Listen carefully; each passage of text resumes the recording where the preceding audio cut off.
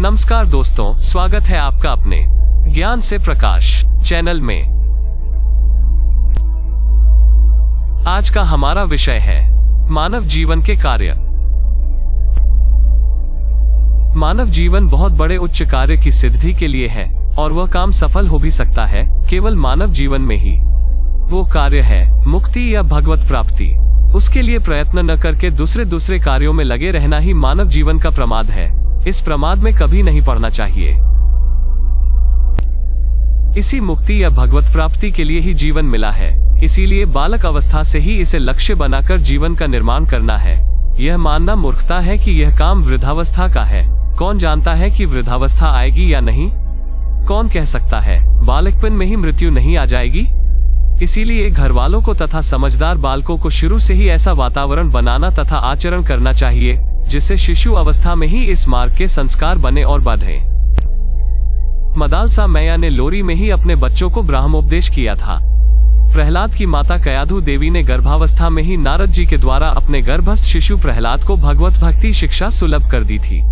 घर घर में कथा पुराण के प्रसंग, माता पिता तथा दादी नानी के द्वारा रामायण महाभारत की कहानियां बालकों को इसीलिए सुनाई जाती थी।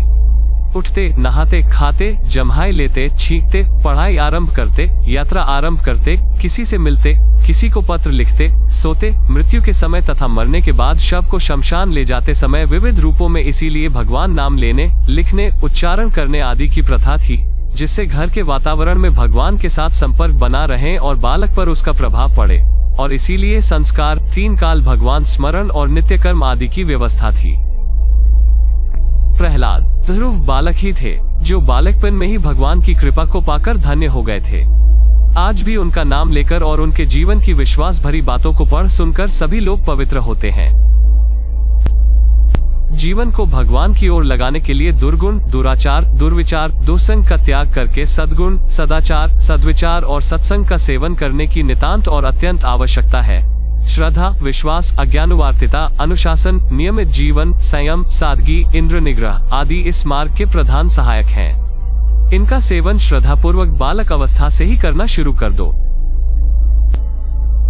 माता पिता के चरणों में नमस्कार, उनकी सेवा तथा उन्हें सुख पहुंचाने का पूरा प्रयत्न, गुरु का सम्मान तथा भावानुसार नियमित भजन, प्रार्थना, संध्या, जप, नियमित स्वाध्याय सेवा तथा दुख पीड़ित नर नारियों की सेवा से इस मार्ग में बड़ा लाभ होता है।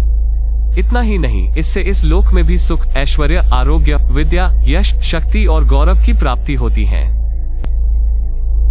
भगवान को पाने के लिए विषय वैराग्य और ईश्वर भजन अवश्य होने चाहिए। इसके लिए पूर्ण प्रयत्न करो, सदा सावधानी से सचेत रहो।